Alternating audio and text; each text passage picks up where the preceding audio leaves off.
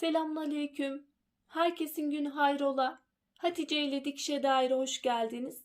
Bugün sizlerle birlikte masa örtüsü dikimini göstermeye çalışacağım. İster masada kullanın, ister sofra örtüsü olarak kullanın, fark etmez. Masa örtüsü için kullanmak isterseniz ölçüleri masanızın eninden ve boyundan 50 santim fazla kumaş almanız gerekiyor.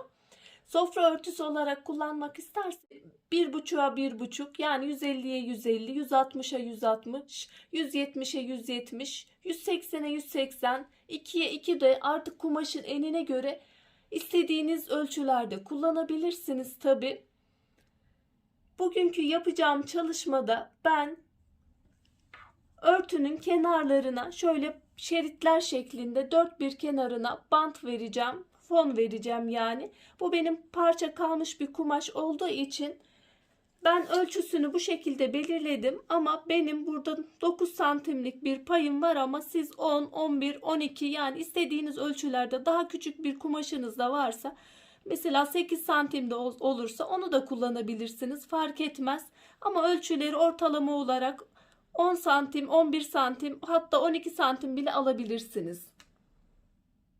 Benim burada fon kumaşının alt tarafından kalmış kumaşlarım var. Benim bütün halde.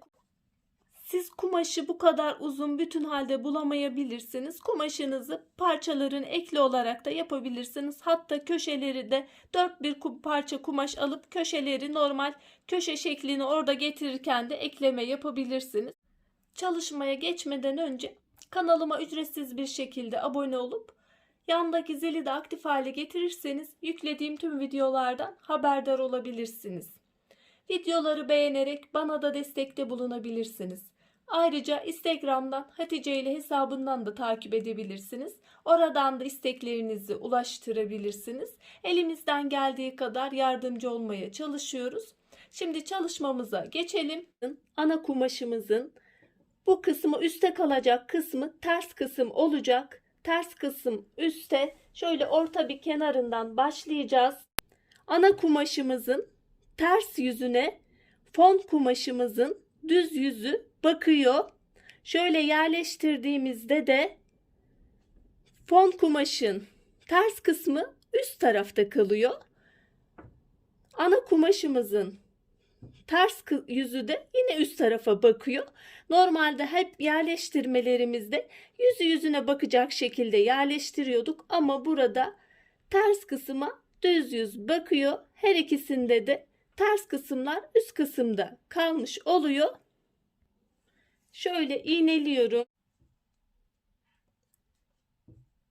Şunu şöyle izah edersem daha iyi anlaşılacak. Şöyle döndürdüğüm zaman kumaşımın normalde düz kısmı benim burası.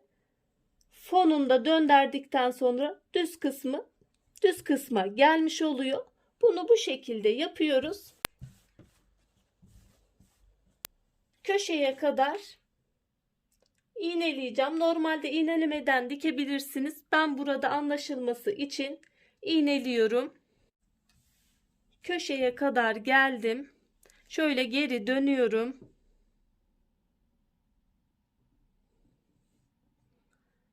Şurada gözüküyor mu? Evet, gözüküyor.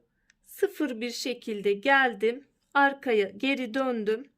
Şunu tekrar şu şekilde dönüyorum.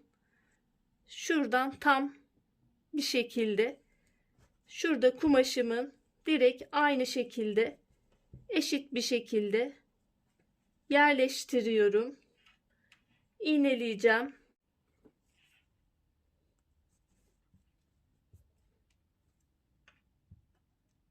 Şuradaki kısım şu şekilde kaldırıyorum. Şura bizim köşe fazlalığımız. Köşemizi buradan belirleyeceğiz. Şöyle tırnak ütüsüyle de alabilirsiniz. Benim kumaşım tok olduğu için o belli olmuyor. Normal patiskalarda, pamuklu satenlerde, normal kumaşlarda gayet kolay bir şekilde belli olur. Şu şekilde çizerek de ölçünüzü belirleyebilirsiniz, dikilecek kısmı.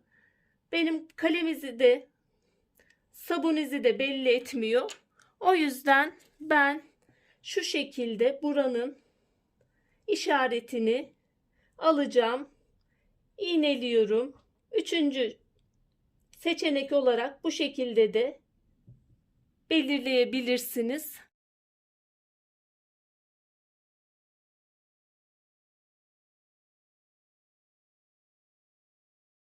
Şöyle yakından gösteriyorum. Şu kısmı dikeceğiz. Şuradan dikeceğiz, geleceğiz. Şuraya kadar dikeceğiz. Sonra köşemizi de dikip kesip fazlalığını bırakacağız. Devam edeceğiz. Diğer köşeleri de aynı bu şekilde yapıyoruz. Şöyle orta noktasından başlıyorum. Ben iğnelemiştim ama iğnelemeye gerek yok. Orada daha net gösterebilmek için onu yaptım.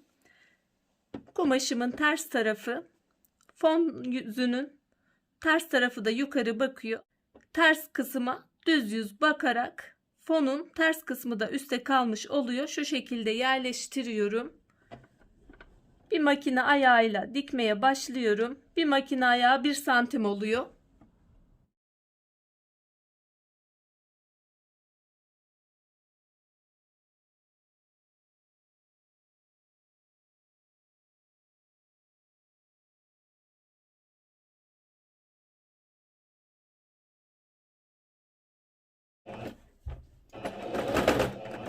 Şöyle kumaşın sonuna doğru geldim. Şurada 1 santim dikiş payı bırakacak şekilde şu kısımdan aşağı doğru bu tarafın dikişini bırakacak şekilde sıfırlayacağım. Yani orada bir dikiş payı bırakıyorum sadece.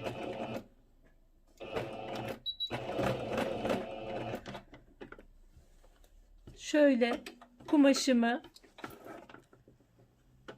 geri döndürdüm. Zaten masada açıklama bölümünde detaylı anlattım. Burada da tekrar gösteriyorum. Şu şekilde geri döndüm. Şurada bıraktığım kısım, şuranın dikiş payını bıraktım. Şu şekilde yaptıktan sonra şu alt kısmı tekrar aynı şekilde tutuyorum. Şöyle bir tane iğne takayım. Şimdi bu köşe kısmını çıkarıyorum. Şöyle tutuyorum. Bu kısmı da dikeceğim.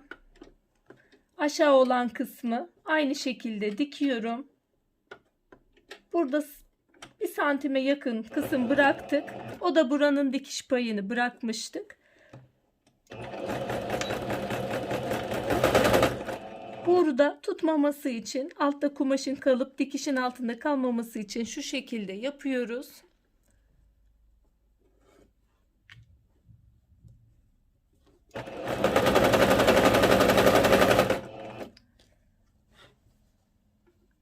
Komple bu şekilde dikelim. Sonra köşelerin hepsini bir şekilde yapalım. İsterseniz köşeyi şimdi de yapabilirsiniz.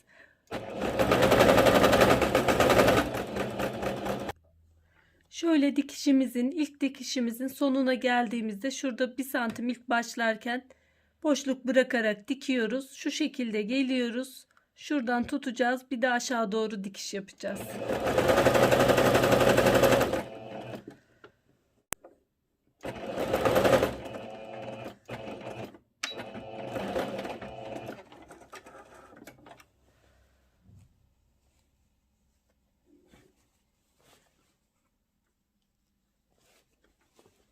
Fazlalık kısmımı keseceğim. Bunu da buradan birleştireceğim.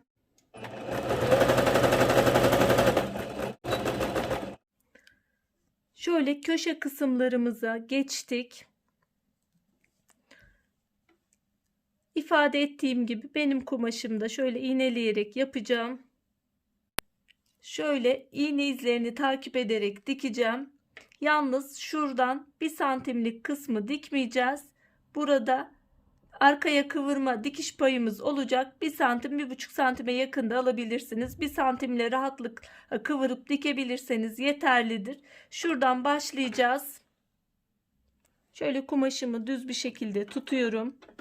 Şurada ifade ettiğim bölüm şurada şu kadar bir kısımdan dikmeyeceğim. Burasını şuradan kalan kısmı dikmiyorum. Şu şekilde alıyorum. Buradan başlıyorum.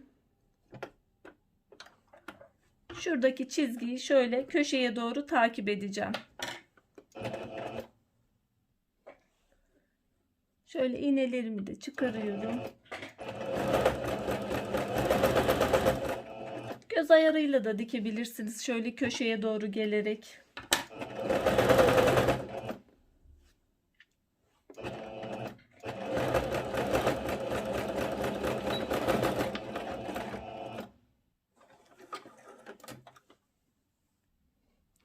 Şöyle kesmeden köşemizi, şu fazlalıkları keseceğiz. Kesmeden önce şöyle bir sağlamasını yapalım. Köşemiz düzgün olmuş mu? Ona bakalım.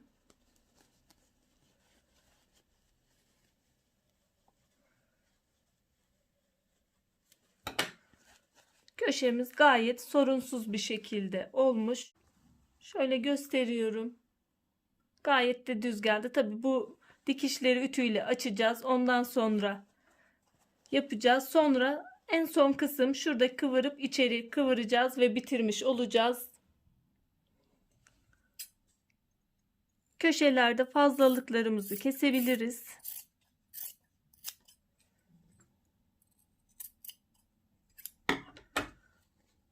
Şimdi ütüde düzeltmelerimizi yapacağız. Ben şöyle dikişlerimi ütüde açtırdım.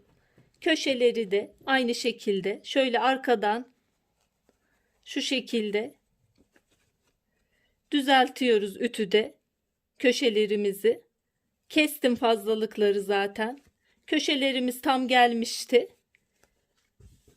Şimdi şu kısımda birer santim dikmediğimiz kısım vardı. Onu da şöyle birer santim içeri doğru kıvırıp dikeceğiz. Bu kısımları ütüde de yapabilirsiniz. İğnelemeden iğneleyerek de yapabilirsiniz. Şöyle göstermek için iğneledim. Şimdi makinede dört bir tarafını dikeceğiz. Şöyle iplik olarak da kendi tonuna yakın en uygun ipi kullanıyorum üst kısımda.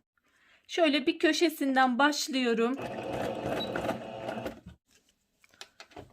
Ölçerek gideceğim. Göz ayarı da yapabilirsiniz.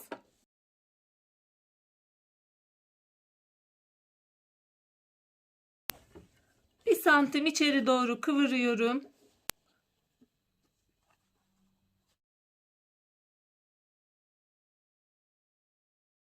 Sıfırdan bir dikiş yapıyorum. Sıfır dediğimde şöyle direkt sıfır, yani 1 milim falan bırakıyorum. Şöyle yakın çekimde alayım.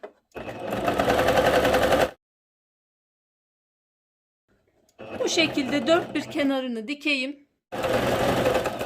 Şöyle köşe kısma da aynı şekilde geldim. Dönüyorum. İğnem takılı. Köşelerde, köşe dönümlerinde genellikle iğne takılı kalsın. Bu şekilde aynı şekilde bir santim arkaya kıvırdım. Bu şekilde devam ediyorum.